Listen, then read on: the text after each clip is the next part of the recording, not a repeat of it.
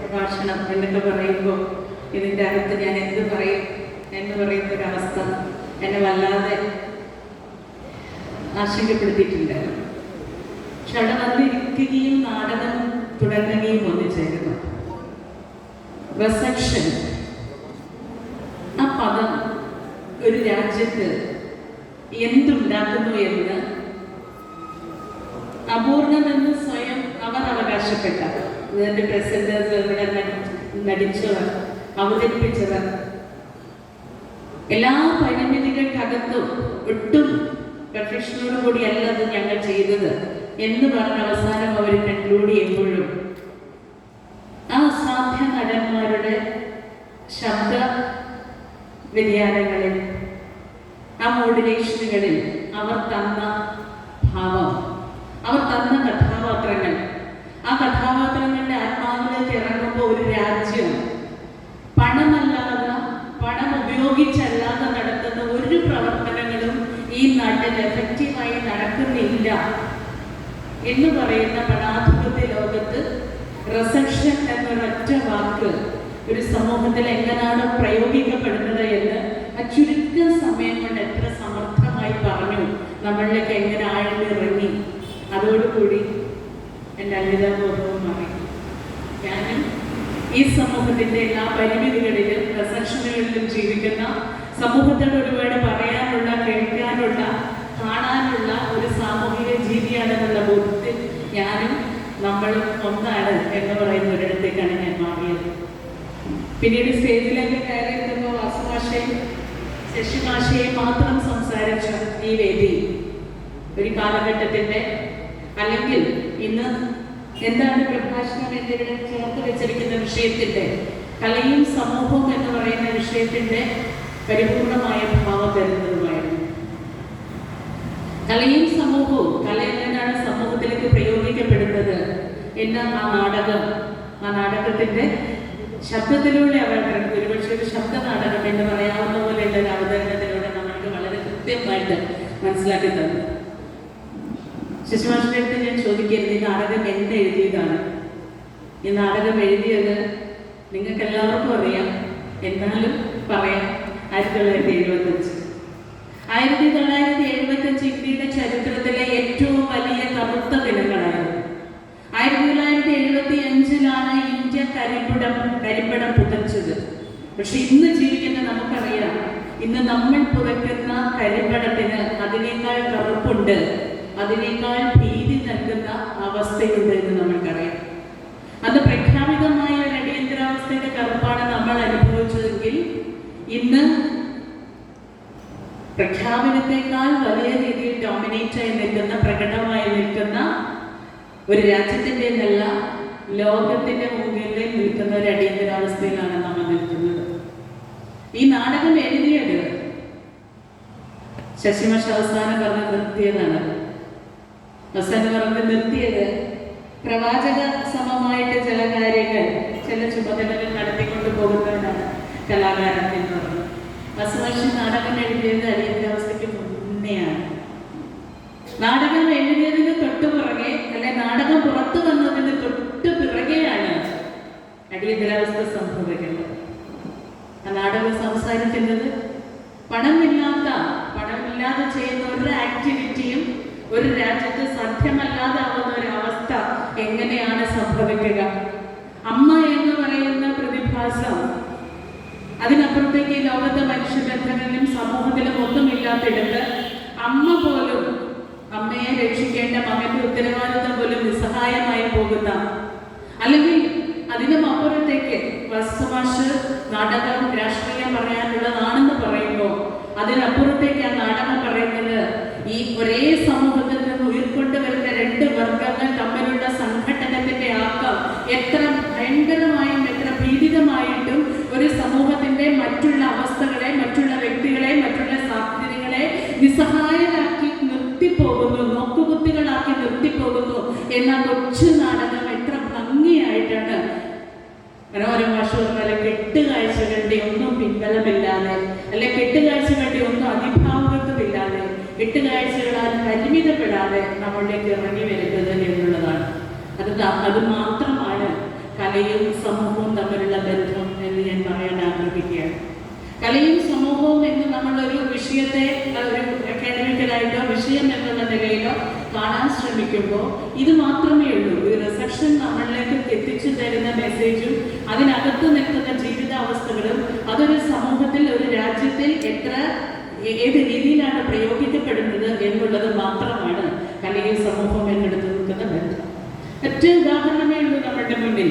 കേരളം എന്തുകൊണ്ട് കേരളമായി ഇങ്ങനെ നിൽക്കുന്നു?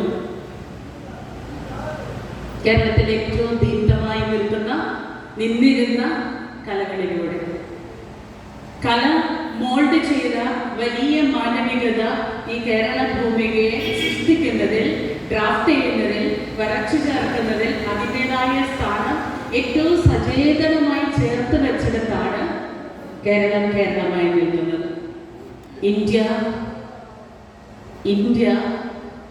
ഇന്ത്യയുടെ ഭരണകൂട വ്യവസ്ഥിതി ഇത്രയും വലിയൊരു സാംസ്കാരിക ഭരണഘടന നിൽക്കുമ്പോഴും ഇന്ത്യ എന്തുകൊണ്ട് ഒരു വർഗീയ ഫാസിസത്തിനകത്ത് നിൽക്കുന്നു?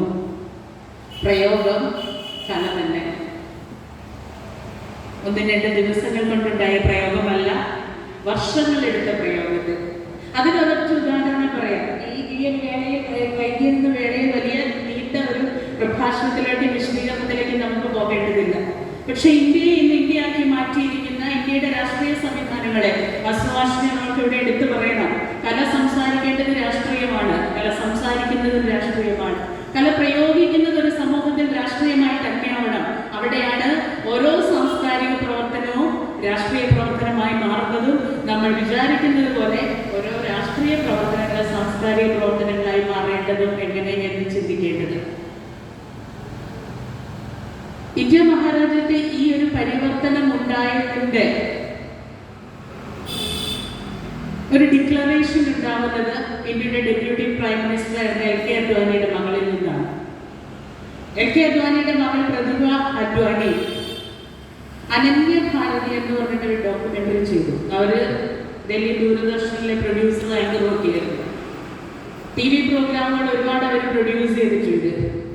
അവരവരുടെ പ്രസ്റ്റീജിയസ് ഡോക്യുമെന്ററി ആയിട്ട് വെറും 1 hour ഉള്ള ഒരു ഡോക്യുമെന്ററി, അതാണ് അനന്യ ഭാരതിയുടെ കണ്ടന്റ് 1980 മുതൽ 2005 വരെ ഇന്ത്യയിൽ റിലീസ് ചെയ്ത ദേശഭക്ത സിനിമകളുടെ കണ്ടന്റാണ്.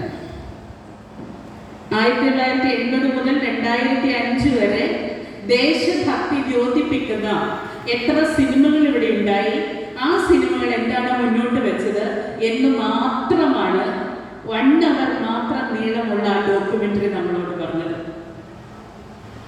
ഇന്ത്യയുടെ ദേശീയവാദത്തിന്റെ മൂർച്ചയും തീർച്ചയും ഉണ്ടായ പ്രചരണം, മാനവികതയ്ക്ക് അപ്പുറത്തേക്ക് ഇന്ത്യ മുന്നോട്ട് വെക്കുന്ന വിശ്വപൗരത്വ സ്വഭാവത്തിനപ്പുറത്തേക്ക്, വിശ്വപൗര ചിന്താഗതികൾക്കപ്പുറത്തേക്ക്, ദേശസ്നേഹത്തിന് ഒരുപക്ഷെ അപ്പുറത്തേക്ക്, ദേശഭക്തിയുടെ തീവ്രമായ വാദത്തിലേക്ക് ഇന്ത്യയുടെ സാമൂഹ്യ ജീവിതത്തെ എത്തിച്ചത് 1980 മുതൽ 2000 വരെ 2005 വരെ ഉണ്ടായിരുന്ന ദേശഭക്ത സിനിമകൾക്കുണ്ടായി എന്നുള്ളതാണ് പ്രതിഭ അദ്വാനി പറഞ്ഞിരിക്കുന്നത്.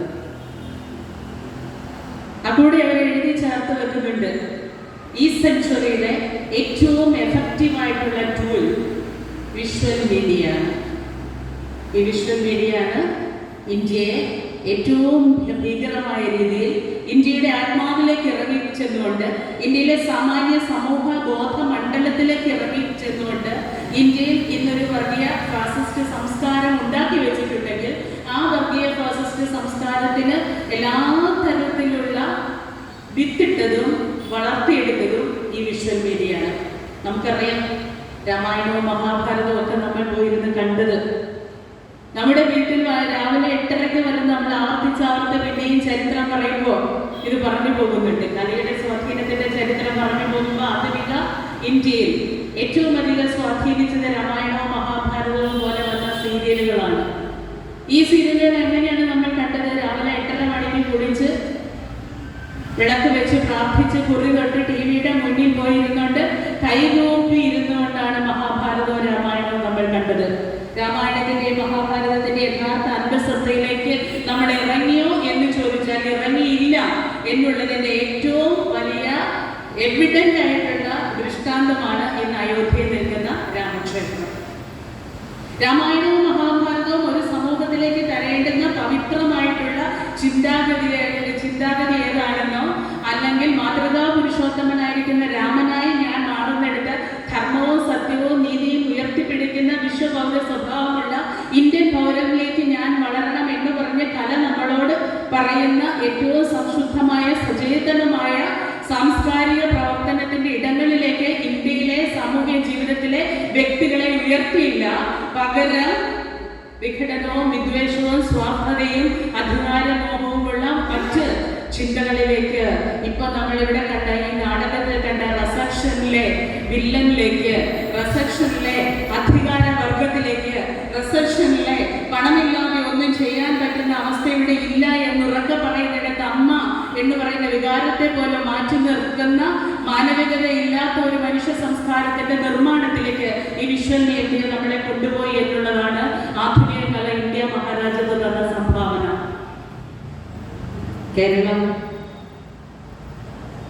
കേരളമായി നിൽക്കുന്നത് വാസു ചേറോഡിനെ പോലെ, ശശിമാഷിനെ പോലെ, അതിന് പിന്നേ നടന്നവരെ പോലെ, VT ബന്ധുവിനെ പോലെ, സഖാവ് EMSനെ പോലെ, അല്ലെങ്കിൽ സഖാവ് നമ്മുടെ കാർത്തികനെ പോലെ, ഇവരുടെ ഏറ്റവും പ്രിയപ്പെട്ട നമ്മുടെ കാർത്തികനാരാ? സാംബശിവൻ, നാടകാചാര്യൻ തോപ്പിൽ ഭാസി. ഇങ്ങനെ പറയുമ്പോൾ നമുക്ക് ഓരോരുത്തരും ആവേശത്തോടെയെന്നല്ല.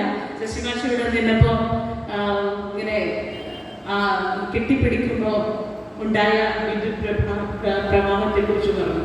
ശരീരത്തിലുണ്ടാകുന്ന ആ വിദ്യുത് പ്രവാഹം ഈ വേദിയിൽ അദ്ദേഹത്തിന് തിരിച്ച് വീണ്ടും അനുഭവപ്പെട്ടതും ആ പ്രവാഹത്തിൽ നിന്ന് അദ്ദേഹത്തിനുണ്ടായ പ്രവാഹം ഉണർന്നായി നമ്മളിൽ ഓരോരുത്തരേക്കും നമ്മൾ കേട്ടതും നമ്മൾ ഓരോരുത്തരും അറിയാതെ കൈയടിച്ചതും ഇത് നൽകുന്ന ഒരനുഭൂതി കല മാത്രം നൽകുന്നതാണ്.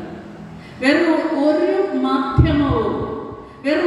മാധ്യമവും മനുഷ്യനിലേക്ക് എഴുതി ചേർക്കാത്ത ഒരു വൈദ്യുത പ്രവാഹം പോലെ നമ്മളിലേക്ക് ഇരമ്പിക്കയറുന്ന സ്വാധീനം, വൈകാരികമായി നമ്മളെ ഇങ്ങനെ ഹൃദയത്തിൽ ചേർത്ത് നിർത്ത് പറിച്ചെടുത്തിട്ട് ഒരിടത്തുനിന്ന് പറിച്ചെടുത്ത് മറ്റിടത്തേക്ക് നട്ട് നനച്ച് വളർത്തി ഒരു നിമിഷം കൊണ്ട് വടവൃക്ഷമാക്കി നമ്മളെ മാറ്റുന്ന സ്വാധീനം അത് കല മാത്രം നൽകുന്നത്.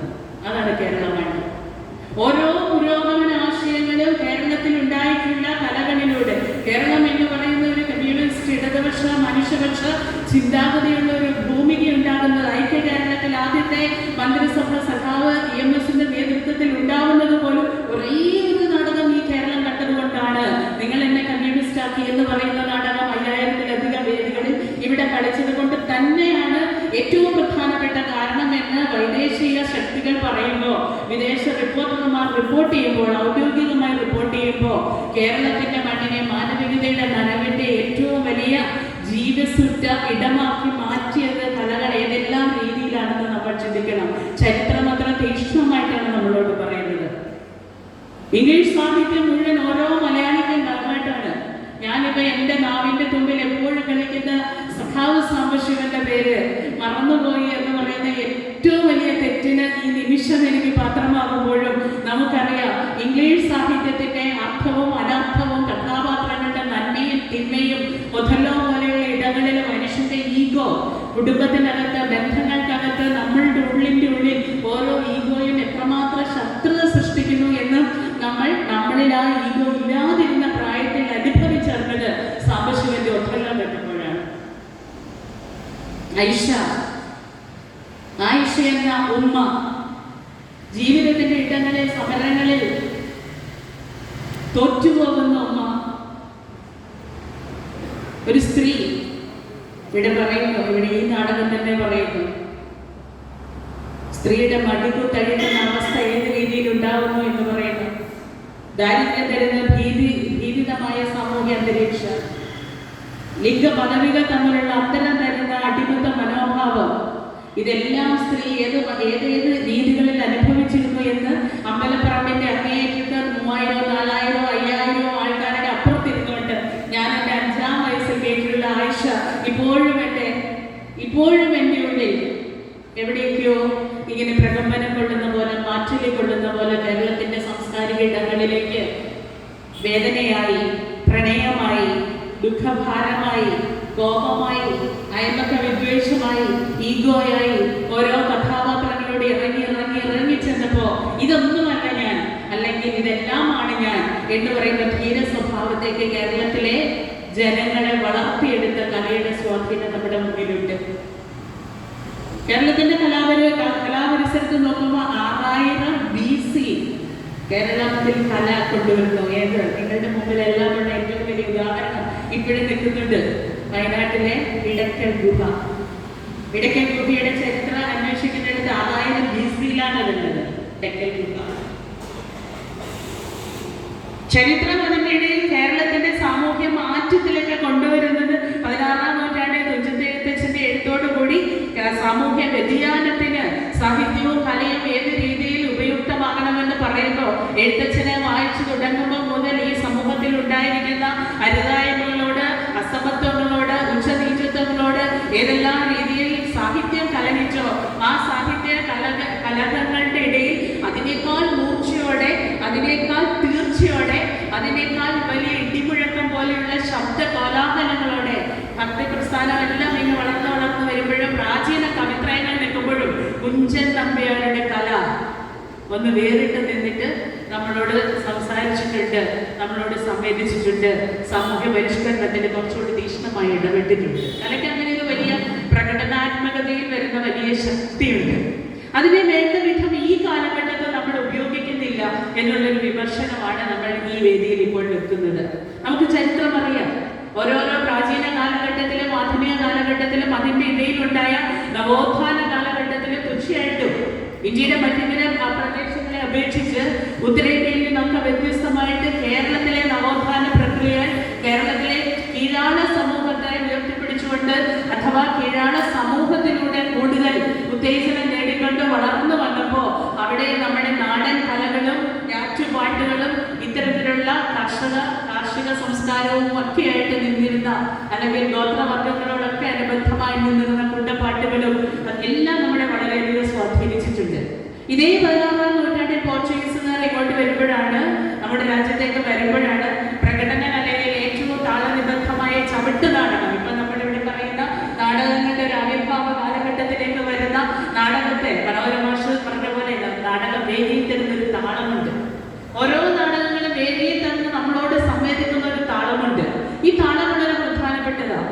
നമ്മുടെ ഉള്ളിൽ നമ്മുടെ രക്തയോട്ടം, ധമനികളിൽ ഉണ്ടാകുന്ന രക്തയോട്ടത്തോട് ചേർത്ത് നിർത്തിക്കൊണ്ട്, ശ്രുതി മീട്ടിക്കൊണ്ട്, അല്ലെങ്കിൽ നാടകം സ്റ്റേജിൽ തരുന്ന താള നിബദ്ധത നമ്മളിലേക്ക് ആവാഹിച്ച് നമ്മളിലുണ്ടാകുന്ന പ്രഷറിനെ, ഹൃദയമിടിപ്പിന്റെ വേഗം കൂട്ടുകയും കുറച്ചുകൊണ്ട് ഒരു കല നമ്മളോട് സംവേദിക്കുന്ന ഒരു സംവേദനക്ഷമത നമ്മളിലേക്ക് ആദ്യം ഒരുപക്ഷെ പാരമ്പര്യ രൂപത്തിൽ കൊണ്ടുവന്നതിന് പോർച്ചുഗീസുകാരുടെ ചവിട്ട് നാടകത്തിന് വലിയ പ്രാധാന്യമുണ്ട്. ഇതിങ്ങനെ സാംസ്കാരിക സങ്കലനം ഉണ്ടാക്കുകയാണ്. രാജ്യഭേദം ഇല്ലാതെ, വംശഭേദമില്ലാതെ, അതിരുകൾ ഭേദിച്ചുകൊണ്ട് കടന്നു വരുന്ന ഓരോരുത്തരിലും ഏറ്റവും പോസിറ്റീവായി ഇഴയെടുപ്പ് സൃഷ്ടിച്ചുകൊണ്ട്, ഇടകലർന്നുകൊണ്ട്, പുതിയ പുതിയ മുഖങ്ങൾ ഉണ്ടാക്കിക്കൊണ്ട്, പുതിയ ഭാവങ്ങൾ ഉണ്ടാക്കിക്കൊണ്ട് മനുഷ്യരിലേക്ക് വൈകാരികമായി, മനുഷ്യന്റെ അനാറ്റമിക്കലി സംവേദിക്കുന്ന രീതിയിലേക്കുള്ള താളനിബദ്ധത ഏറ്റെടുത്തുകൊണ്ട് ഓരോ കലാരൂപങ്ങളും സംവേദിച്ച് നിൽക്കുന്നിടത്താണ് ഇന്ന് പ്രതിഭ അദ്വാനി പറഞ്ഞ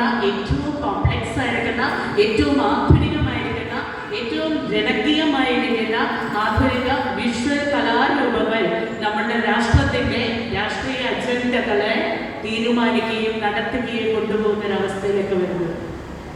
എന്തുകൊണ്ടോ നമ്മൾ ഇത്തരം വേദികൾ പറയുമ്പോൾ ആധുനിക കാലഘട്ടത്തിന്റെ സാധ്യതകളെ വേണ്ട വിധത്തിൽ ഉപയോഗിക്കുന്നില്ല എന്നുള്ളത് വലിയ വിമർശനമായി നമ്മൾ കാണേണ്ടതുണ്ട്. കേരളം ജൂൺ 1-ാം തീയതി സിനിമാ സമരത്തിലേക്ക് പോവുകയാണ്. എന്തുകൊണ്ട് സംഭവിക്കുന്നു? ജൂൺ 1-ാം തീയതി കേരള സിനിമാ സമരത്തിലേക്ക് പോവുകയാണ്. ഈ ലൈറ്റ് ഇത്തിരി ഒന്ന് കട്ടി വെക്കാമോ അങ്ങോട്ട്? ഈ സിനിമാ സമരത്തിലേക്ക് പോകുന്നു എന്ന് പറയുമ്പോൾ ഇന്നത്തെ കാലഘട്ടത്തിലെ ഏറ്റവും പ്രക്ഷുബ്ധമായ നമ്മളുടെ ജീവിതത്തിനിടയിൽ നമ്മൾ എവിടെയെങ്കിലും ഒന്ന് സ്വയം ആശ്വസിക്കാൻ, അപ്പൊ ഇവിടെ നമ്മളുടെ സംഘാടകർ ജയചന്ദ്രൻ കുട്ടമത്ത് എല്ലാ ദിവസവും പോകും വൈകുന്നേരം സിനിമ കാണാൻ. നല്ല സിനിമയോ മോശം സിനിമയോ എന്നുള്ള റേറ്റിംഗ് ഒന്നും നോക്കാതെ എല്ലാ ദിവസവും പോയി സിനിമ കാണാൻ.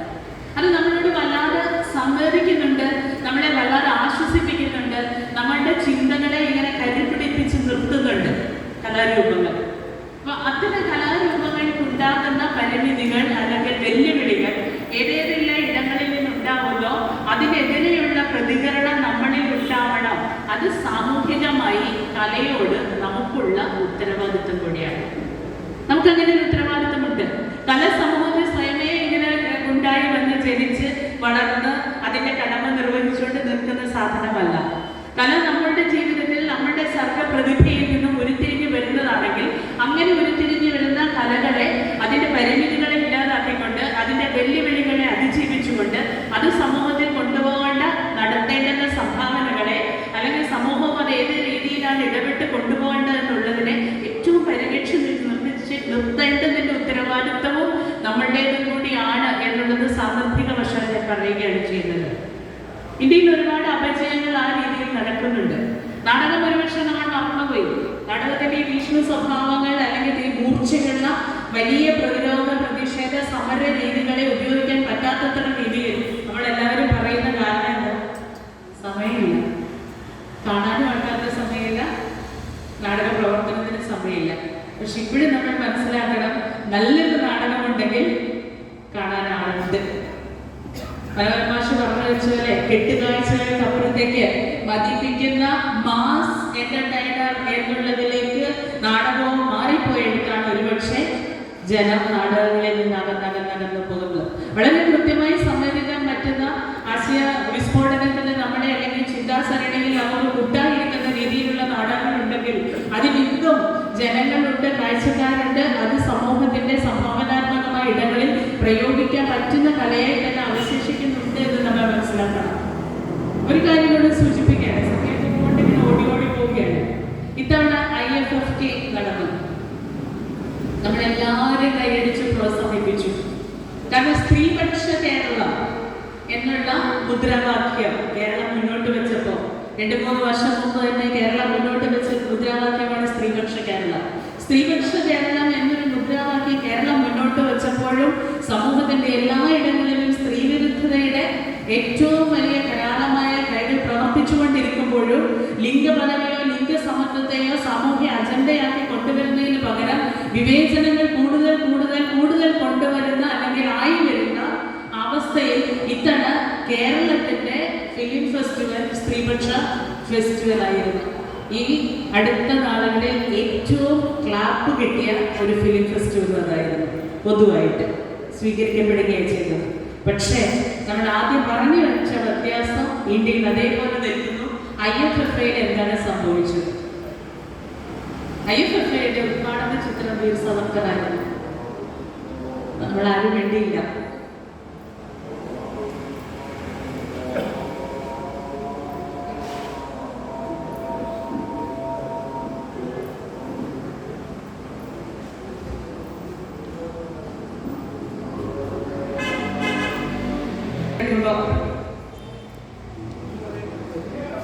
ഉദ്ഘാടന ചിത്രം വീർ സവർക്കറാണ് ചെയ്തത്.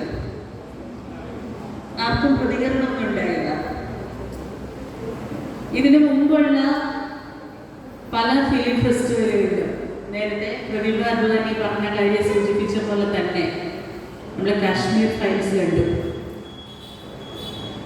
കഴിഞ്ഞതിന്റെ മുമ്പിലത്തെ IFFK ഒരുവിധ പ്രതികരണങ്ങളെല്ലാം അവിടുന്ന് വന്നു. അതിനെ ആരും മൈൻഡ് ചെയ്തില്ല. അജണ്ട അതായിട്ട് തന്നെ അങ്ങനെ പോയി. അതിനു മുമ്പുള്ള കഴിഞ്ഞ വർഷത്തെ കേരള സ്റ്റോറിയാണ് കഴിഞ്ഞ വർഷം വന്നത്. അതിനു മുമ്പ് 2022 IFFKയിൽ കാശ്മീർ ഫയൽസ് വിദേശ ചിത്രങ്ങളുടെ കൂടെ കാണിച്ചു. നിശ്ചിതമായ വിമർശനങ്ങളുണ്ടായി. ഇത്രയധികം വിഭാഗീയത പറയുന്ന ഒരു ചിത്രം ഹോസ്റ്റ് ചെയ്യുന്ന രാജ്യത്ത് നിന്ന് വരുന്നു എന്ന് പറഞ്ഞുകൊണ്ട് ഇന്റർനാഷണൽ ആയിട്ടുള്ള ഡെലിഗേറ്റ്സിന്റെ ഭാഗത്തുനിന്ന് നിശ്ചിതമായ വിമർശനങ്ങളുണ്ടായി. എങ്കിൽ പോലും ഇന്ത്യയുടെ സാംസ്കാരിക മണ്ഡലത്തിന് അവരുടെ ആശയപരമായ പ്രചരണത്തിന് അത്തരം ആയുധങ്ങൾ ഉപയോഗിക്കുന്നു, ആ കലാരൂപങ്ങളെ ആ രീതിയിൽ ഉപയോഗിക്കുന്നു എന്നുള്ളിടത്ത് ഇന്ത്യൻ ഭരണകൂടത്തിന് അതിന് യാതൊരു ബുദ്ധിമുട്ടും ഇല്ലാതാവുകയും അതിവിടെ കാണിക്കുകയും പിറ്റേ പ്രാവശ്യം കേരള സ്റ്റോറി കാണിക്കുകയും വരുന്നുണ പറഞ്ഞ കേരള സ്റ്റോറി നമ്മൾ എല്ലാവരും കണ്ടതാണ്. ഇത്തവണ പൊതു തെരഞ്ഞെടുപ്പിലേക്ക് ഏറ്റവും പ്രധാനപ്പെട്ട പ്രചരണ ആയുധമായി ഉപയോഗിക്കുകയും ചെയ്തു. പക്ഷെ നമുക്ക് മനസ്സിലാക്കേണ്ട ഒരു കാര്യം, ഇന്റർനാഷണൽ ചാപ്റ്ററിൽ വന്ന സിനിമകളെല്ലാം യുദ്ധത്തിനെതിരെയാണ്. ഇസ്രായേൽ പാലസ്തീൻ യുദ്ധത്തിനെതിരെയാണ് പലസ്തീനിൽ വന്ന സിനിമ സംസാരിച്ചത്. ഇസ്രായേലിലെ നായകനും പലസ്തീനിലെ നായികയും തമ്മിലുള്ള ഏറ്റവും തീവ്രാനുരാഗത്തിന്റെ പ്രണയത്തിന്റെ കഥ പറഞ്ഞ ഡഫ് ഫ്ലവേഴ്സ് എന്ന് പറഞ്ഞ സിനിമയിലെ അതിന്റെ സംവിധായകന്റെ നറേറ്റീവിൽ പറയുന്നു, യുദ്ധത്തിന് കരിഞ്ഞ പച്ച മാംസത്തിന്റെ ഗ്രന്ഥമാണ്. പലസ്തീൻകാരും ഇസ്രായേൽക്കാരും നായകന്മാരായിട്ടുണ്ടാകുന്ന ഒരു സിനിമ വൈകാരികമായി ഇന്നത്തെ ആധുനിക കാലഘട്ടത്തിൽ മൂന്നാം ലോക മഹായുദ്ധത്തിന്റെ കാരണം കേട്ടു തുടങ്ങിയോ എന്ന് ഭയപ്പെടുന്ന ഒരു അന്തരീക്ഷത്തിൽ ഇരുന്ന് സിനിമ കാണുന്ന ഒരു പ്രേക്ഷകന്റെ ഉള്ളിലേക്ക് രണ്ട് രാജ്യങ്ങളിൽ നിന്ന് രണ്ട് കവിതാക്കളുടെ പ്രണയകഥ പറയുന്നതിന്റെ വൈകാരിക ഇടങ്ങളിലൂടെ അതിന്റെ സംവിധായക നറേറ്റീവ് ഇവിടെ നമ്മൾ ഈ സ്റ്റേജിൽ കണ്ട റിസപ്ഷന്റെ ഒരു വേദിയ റിസപ്ഷന്റെ ഒരു ഇടത്ത് മകനെ വിളിച്ച് അമ്മ മകൻ ഇങ്ങനെ ഇവിടെ നിന്നുണ്ട്, ഇവിടെ കേൾക്കുന്നു, എൻ്റെ അമ്മയുടെ ശബ്ദം കേൾക്കുന്നു, അന്ന് വിളിക്കുന്നിടത്ത് എവിടുന്നോ അശരീരി പോലെ അമ്മ വിശ്വം വിശ്വം വിശ്വം എന്ന് വിളിക്കുന്ന ഒരു വിളി ഏത് രീതിയിലാണ് നമ്മുടെ ഹൃദയത്തിലേക്ക് ഇറങ്ങി വന്നത് എന്ന് പറയുന്നത് പോലെയാണ് ആ സിനിമയിൽ സംവിധായകന്റെ നറേഷൻ വരുന്നത്. യുദ്ധത്തിന് കരിഞ്ഞ പച്ച മാംസത്തിന്റെ ഗ്രന്ഥമാണ്. ഇന്ത്യ മറന്നു പോകുന്നു. ലോകത്തിലെ ഏറ്റവും വലിയ മാനവികതയുടെയും സ്നേഹത്തിന്റെയും വിശ്വപൗരന്റെയും നിലയിലേക്ക് ഉയർന്നു പോകുന്ന ലോകത്തിൽ ഏറ്റവും അധികം ജനസംഖ്യയുള്ള ഇന്ത്യ മഹാരാജ്യം, മനുഷ്യ സ്നേഹത്തിന് കൊണ്ട് പാവം കൊടുത്തുകൊണ്ട് ഇത്രയും കാലം നിന്ന മനുഷ്യരുള്ള ഇന്ത്യ മഹാരാജ്യം ലോകത്തിലെ എല്ലായിടത്തും ലോകരാജ്യങ്ങളുടെ എല്ലാ വികസന ഇടങ്ങളിലും ഏറ്റവും അധികം ക്രിയാത്മകമായി ബുദ്ധിയോടുകൂടി ഇടപെടുന്ന ഇന്ത്യയിലെ പൗരന്മാരുള്ള ഇന്ത്യ അത്തരത്തിലുള്ള സ്നേഹത്തിന്റെ കഥ പറയാൻ, അത്തരത്തിൽ ചേർത്ത് നിർത്തുന്നതിന്റെ കഥ പറയാൻ, അത്തരം സിനിമകളെ ഉത്പാദിപ്പിക്കാനും കാണിക്കാനും പ്രദർശനം നടത്താനും ചിന്തിപ്പിക്കാനും സംവേദിക്കാനും ഇന്ത്യ മറന്നു പോകുന്നിടത്ത് വിദേശ രാജ്യങ്ങൾ, കൊച്ചു രാജ്യങ്ങൾ വന്നു വന്നിട്ട് ഏറ്റവും തീവ്രമായി പറയുന്നുണ്ട്, യുദ്ധത്തിന് കരിഞ്ഞ മനുഷ്യ മാംസത്തിന്റെ പച്ച മാംസത്തിന്റെ ഗന്ധമാണ് എന്ന് പറയുന്നു. കലയൊരു സമൂഹത്തോട് എടുക്കേണ്ട ഉത്തരവാദിത്വം അതാണ്. ഇവിടെ നമ്മുടെ ആധുനിക കലാരൂപങ്ങൾ ഈ 20-ാം നൂറ്റാണ്ടിന്റെ ഏറ്റവും വലിയ സ്വാധീന ശക്തിയായിട്ട് വിഷ്വൽ മീഡിയ നിൽക്കുമ്പോൾ, തികഞ്ഞ കോംപ്ലക്സ് ആയിട്ടുള്ള ആധുനിക കലാരൂപം നിൽക്കുമ്പോൾ ഏറ്റവും അധികം തന്മയത്വത്തോടെ ആടിപ്പാടാനും ചിരിക്കാനും ചിന്തിപ്പിക്കാനും സമരം ചെയ്യാനും നമ്മളുടെ നായകന്മാരെ ഉണർത്താൻ പറ്റുന്ന രീതിയിലേക്ക് സിനിമ പ്രാധാന്യം നമുക്ക് തരുമ്പോൾ, ആ സിനിമ എന്ന് പറയുന്ന മാധ്യമത്തെ ആ രീതിയിൽ അല്ലെങ്കിൽ വിഷ്വൽ മീഡിയ ഏത് വിഷ്വൽ മാധ്യമങ്ങളെയും ആ രീതിയിൽ ഉപയോഗിക്കേണ്ട ഉത്തരവാദിത്വം നമുക്കുണ്ട്. പക്ഷെ ആ ഉപയോഗത്തിൽ നിന്നോ അത്തരത്തിലുള്ള ഉണ്ടാവേണ്ട വിമർശനങ്ങളിൽ നിന്നോ ഒക്കെ നമ്മൾ മാറി നിൽക്കുന്നിടത്താണ് സിനിമ ഏറ്റവും വലിയൊരു പ്രതിസന്ധിയിലേക്ക് മാറുന്നത്. അങ്ങനെ സിനിമ വലിയ സമരത്തിലേക്കൊക്കെ വരാൻ പോകുന്നത് എന്നുള്ളത് കൂടി നമ്മൾ ചിന്തിക്കേണ്ടുന്ന ഒരു അവസരമാണ്. എന്തുകൊണ്ടാണ് സമരത്തിലേക്ക് വരുന്നത്? മലയാളത്തിൽ ഒരു 120 സിനിമ ഒരു വർഷം ഇറങ്ങുന്നുണ്ടെങ്കിൽ 100 സിനിമകളെ മനുഷ്യപക്ഷ കൃത്യമായ രാഷ്ട്രീയം സംസാരിക്കുന്നതാണ്. പക്ഷെ അതൊന്നും നമ്മൾ കാണുന്നില്ല. ഈ സിനിമകളൊന്നും നമ്മൾ കാണുന്നില്ല. നമ്മൾ തിയേറ്ററിൽ പോകുമ്പോൾ അല്ലെങ്കിൽ നമ്മുടെ വീടുകളിൽ എത്തുന്ന പ്ലാറ്റ്ഫോമുകളിൽ നിന്ന് ഇത്തരം സിനിമകൾ കാണുകയോ സംസാരിക്കുകയോ സംവേദിക്കുകയോ ഒന്നും ചെയ്യുന്നില്ല. കലാരൂപങ്ങളെ, കലാമാധ്യമങ്ങളെ സാമൂഹ്യ ജീവിതത്തിന് ഉതകുന്ന രീതിയിലേക്ക് ഉപയോഗപ്പെടുത്താനും അതിൽ നിന്നുള്ള ആശയ സമരത്തിലേക്ക് ആ മാധ്യമങ്ങളെ പിടിച്ചു നിർത്താനും നമ്മൾ വരുന്നില്ല എന്ന് പറയുന്ന കാലഘട്ടത്തിന്റെ ഏറ്റവും വലിയ ദുരന്തം നമ്മളുടെ ജീവിതത്തിന്റെ സാംസ്കാരിക ഇടങ്ങളെ തീർത്തും മോശമാക്കിയിട്ട് ആക്കി തീർക്കുന്നുണ്ട്. കലയ്ക്ക് വേണ്ടി എന്ന് പറഞ്ഞിരുന്ന മുദ്രാവാക്യം എപ്പോഴേ നമ്മൾ കളഞ്ഞു. കുറച്ച് കഴിഞ്ഞ് നമ്മൾ കല സമൂഹത്തിന് വേണ്ടി എന്ന് പറഞ്ഞു. ആ മുദ്രാവാക്യവും നമ്മൾ കളഞ്ഞു. ഇപ്പൊ നമ്മൾ പുരോഗമന പ്രവർത്തകർ എല്ലാവരും ഏറ്റവും ശക്തമായി പറയുന്നുണ്ട്, കല ജീവിതത്തിന് പുരോഗമന കാഴ്ചപ്പാടുള്ള, മാനവിക കാഴ്ചപ്പാടുള്ള, മാനവികതയെ ഊട്ടിയുറപ്പിക്കുന്ന, സാഹോദര്യം ഉണ്ടാകുന്ന, സമത്വ ചിന്തയ്ക്ക് ഉടുഭാവം നൽകാൻ, മനുഷ്യനായി ജീവിക്കാൻ കല ജീവിതത്തിന് എന്ന് പറയുന്ന മുദ്രാവാക്യങ്ങൾ എടുത്തു വെക്കുകയും കലാപ്രവർത്തനങ്ങൾക്ക് വേണ്ടി സമയം കണ്ടെത്തുകയും ആ കലാപ്രവർത്തനങ്ങളുടെ ഇടങ്ങളെ ഏറ്റവും ശക്തമായി സംവേദിക്കാൻ പറ്റുന്ന ഒരു മാനസികാവസ്ഥയ്ക്ക്